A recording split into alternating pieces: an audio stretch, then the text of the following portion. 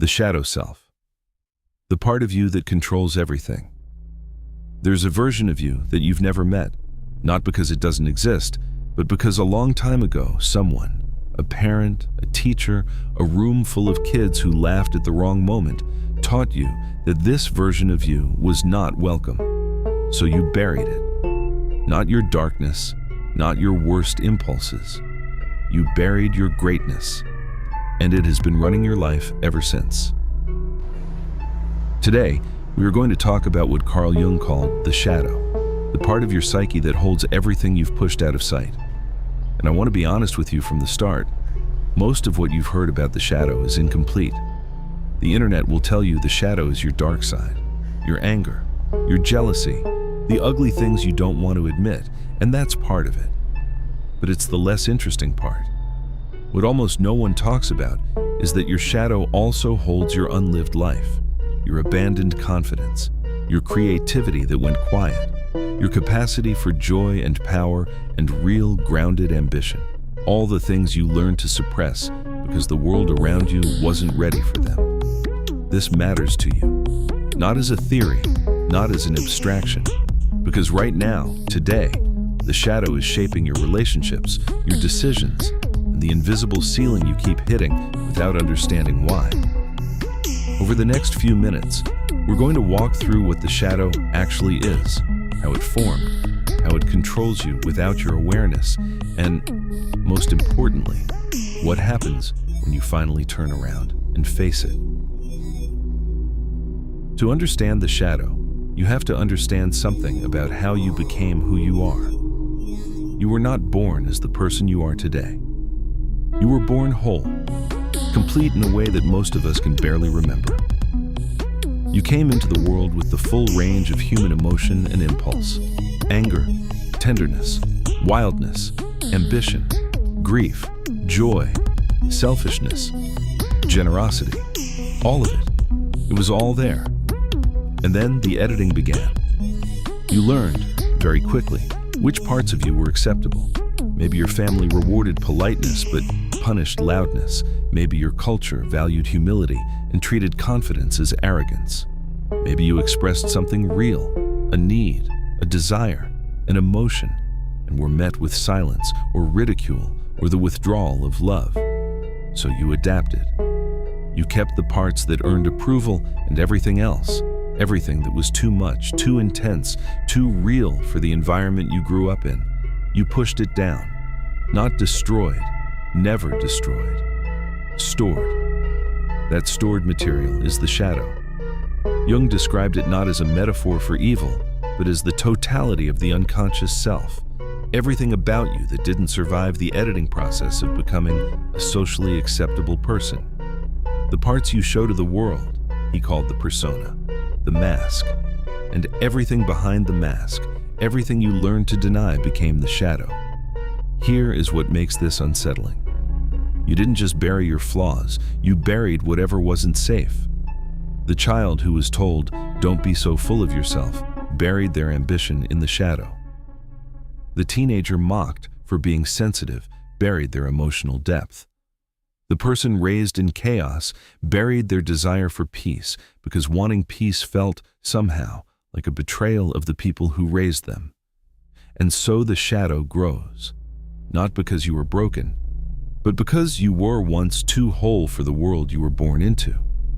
Now here is where it gets truly interesting, and, if you are being honest with yourself, a little frightening, because the shadow does not stay buried, it acts. The shadow has 3 favorite ways of running your life without your permission. And if you are being brave enough to look, you will probably recognize yourself in at least one of them. The first is projection. Think about someone you irrationally dislike. Not someone who has genuinely wronged you. That's different. I mean the person who just gets under your skin, a coworker, a public figure, maybe a friend's partner. Something about them makes you tense, critical, maybe even a little hostile. And if someone asked you to explain why, you'd struggle to give a fully rational answer. Maybe they are too loud. Maybe they are unapologetically ambitious. Maybe they take up space without apology, and something about that makes your jaw tighten. Jung would ask you a very uncomfortable question. What if they are doing something you secretly wish you could do? What if the confidence that irritates you is the very confidence you buried at 12 years old?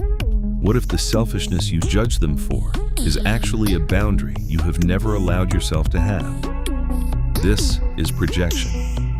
You see your own shadow in another person and react to them instead of looking inward. And it is happening constantly. In your relationships, in your political opinions, in the stories you tell about people you've never met. The second mechanism is eruption. You know this one. You think of yourself as calm, easygoing, patient. You pride yourself on keeping the peace, and then, every few months, something snaps. A disproportionate reaction to a small thing, road rage that shocks even you. A message sent at 1 in the morning that you regret by sunrise. A cruel comment that comes out dressed as a joke. Afterward you say, "That wasn't me, but it was you." That is the shadow's signature. It acts, and then you disown it. The anger itself is not the problem. The refusal to acknowledge that anger lives inside you, that is what gives it its explosive, uncontrolled power. A feeling you refuse to feel does not disappear. It just loses all proportion. And the third mechanism is perhaps the most painful, because it is the quietest. Self-sabotage. You have been working toward something, a promotion, a creative project, a relationship that is, for the first time, actually healthy. You are close. You can feel it. And then you do something inexplicable. You pick a fight. You miss the deadline. You ghost. You suddenly decide you don't really want it anyway. This is not laziness. This is not bad luck. This is the shadow protecting an old identity. Somewhere deep inside, there is a belief. I am not the kind of person who gets to have this. And the shadow will engineer failure to keep that belief intact. It would rather you stay small and right about yourself than succeed and face the terrifying question of who you would have to become. And here is the line that should stay with you. You do not have to believe in the shadow for it to run your life. It operates whether you acknowledge it or not. That is precisely what makes it so powerful. Now, most conversations about the shadow stop here. Face your darkness, confront your demons. And that's valid as far as it goes. But it doesn't go far enough. Jung spoke about something he called the golden shadow. And this might be the most important idea in this entire video. The shadow does not only hold your pain, it holds your unlived gold. The talent you abandoned, the confidence you suppressed before it could fully form. The creative ambition you stopped speaking about because someone once made you feel foolish for wanting something that big. The emotional depth you flattened because vulnerability was not rewarded in your household. Think about that. You have spent years, maybe decades, trying to manage or control what you imagine is a dark and dangerous part of yourself. But what if the thing sitting in the shadow is not a monster at all? What if it is the best of you, the most alive, the most powerful, the most authentic version of who you were supposed to become? And it has simply been waiting in the dark because you never gave it permission to exist. This reframes everything. Shadow work is not just about confronting what is ugly, it is about reclaiming what is unlived. And that is not frightening. That is deeply, quietly exciting. But if reclaiming it is exciting, then why do we resist it so fiercely? The answer is identity. To see your shadow. Really see it. You have to admit that the story you have been telling about yourself is incomplete. The person who says, "I'm not an angry person," has to admit anger lives in them. The person who says, "I don't need much," has to admit they are starving for something they have never allowed themselves to name. The person who says, "I'm just not that ambitious," has to sit with the possibility that they are and always have been, and that the denial was not humility. It was fear. The ego experiences this kind of honesty as a threat to its survival. That is not a metaphor. Your sense of who you are, your identity, is the structure that helps you navigate the world. To question it feels genuinely dangerous. Shadow work is not merely emotional, it is existential. You have to be willing to become someone you do not yet recognize. And so, what does integration actually look like? Not becoming your worst traits, not acting on every buried impulse.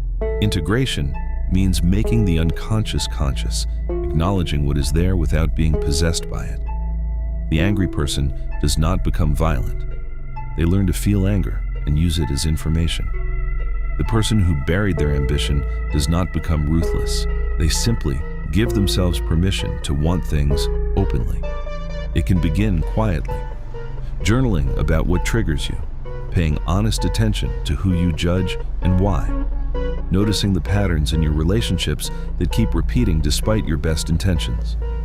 Sitting with a feeling you would normally push away and asking it, without fear, what it needs you to know. But the cost of never doing this work, that is what we need to talk about last. Jung wrote a line that has echoed through decades of psychology. Until you make the unconscious conscious, it will direct your life and you will call it fate. A person with an unexamined shadow does not just suffer in private. They project it onto their partners, onto their children, onto their communities. The cycles that repeat in families, in relationships, in entire societies are not random. They are the shadow passed from one generation to the next by people who never stopped long enough to look inside. The stakes of this work are not small. They never were. So let me bring this back to you. Just you, right now, wherever you are. Think about the last time you had a reaction that surprised you, the last time you said something and immediately thought, where did that come from? The last time you were close to something you wanted and pulled away for a reason you still cannot fully explain. That was not random. That was not weakness. That was a part of you, trying to be seen. And think about the qualities you admire most in others, the people who seem to carry something you feel you lack, their ease, their confidence, their ability to take up space without apology. What if that quality is not absent in you? What if it is just in the shadow, folded neatly and put away, waiting for the moment you decide you're allowed to pick it back up? You were not born incomplete, you were edited. And the parts that were removed did not disappear. They are still in there, every single one. If this made you pause, even for a moment, then something in it was meant for you. I make videos like this because I believe understanding yourself is the most important work you will ever do. And I believe you deserve content that trusts you with real ideas, not just easy answers. If you'd like to continue this conversation, you are welcome here anytime. Subscribe if that feels right, and I will see you in the next one. Estimated word count, approximately 2,480 words. At approximately 130 words per minute narration, pace with pauses and visual breathing room, approximately 12 minutes.